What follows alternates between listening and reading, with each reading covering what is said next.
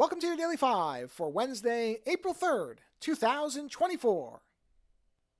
I know I've talked a number of times in the past about how much I really enjoy I would not have thought of this as a social media platform, but that's what they call themselves, so I'll just say it. And I guess it is when you think about it in the right context. But the social media platform Discord, which I think, like a lot of people, I really saw the value in when COVID hit during the pandemic. I had a Discord account prior to that, but that was really where I started using it and seeing the value in it. And I've really had a great time with it ever since. It's one of the few things I use on almost a daily basis. Well, during the week, I do use it on a daily basis.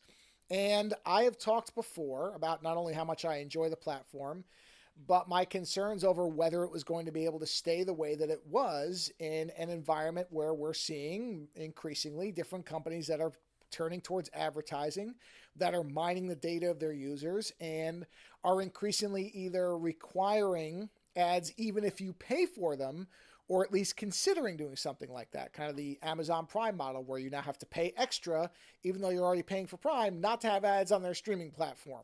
And we're seeing similar things all over the place. And sure enough, this week there was a news item. I'm going to link to the Ars Technica post about it, which also I read the Discord blog post, and there's some screenshots from the Wall Street Journal where Discord is going to be introducing something called sponsored quests.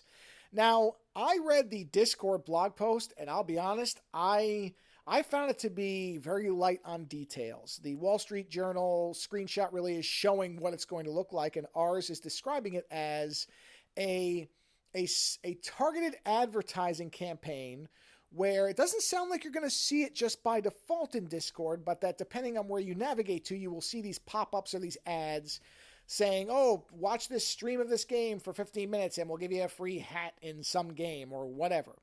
And they're saying that you will be able to disable the data mining based on the information that Discord has about you. But what they don't specify, the blog post or ours, I haven't seen anything that really specifies this, is whether you have to be a Nitro member to be able to disable that personalization.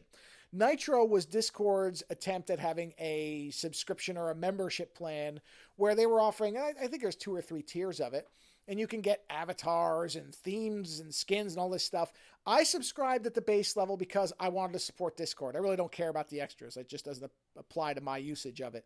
But as I've said in many, many fives, you have to support things or they're going to go away or they're going to turn into what Discord might end up, what this might be the beginning of what Discord is going to be.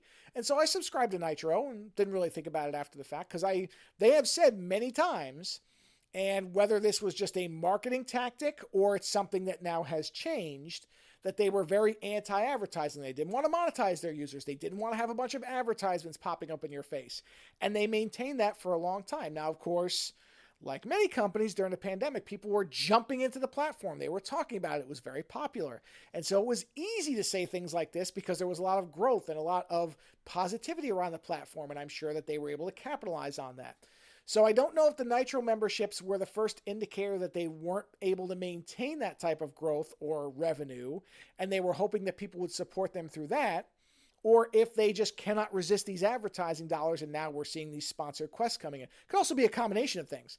They could be skimming right at the margins and that this Nitros are right on the tipping point, but they also see the advertising dollars and they just want to do both, or it's just the way the industry's going.